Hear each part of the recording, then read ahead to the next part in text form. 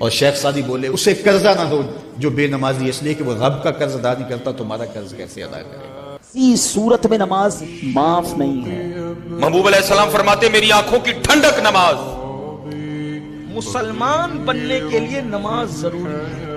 جس گھر کے اندر نماز نہ پڑھی جائے بالکل، اس گھر میں سارے زندے لوگ بھی رہتے ہوں تو گھر قبرستان ہے۔ محبوب علیہ السلام فرماتے ہیں کافر اور مسلمان میں فرق نماز۔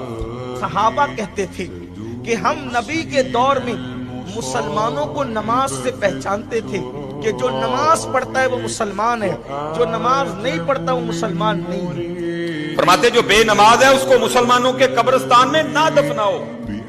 ایک فرماتے ہیں جو بے نماز ہے وہ خنزیر سے بھی گناہ ہے۔ بے نمازی کو قبر ایسے دبائے گی کہ اس کی پسلیاں ٹوٹ پھوٹ کر ایک دوسرے میں پیوست ہو جائیں۔ آپ عزم مصمم کریں کہ آج کے بعد نماز نہیں چھوڑیں گے۔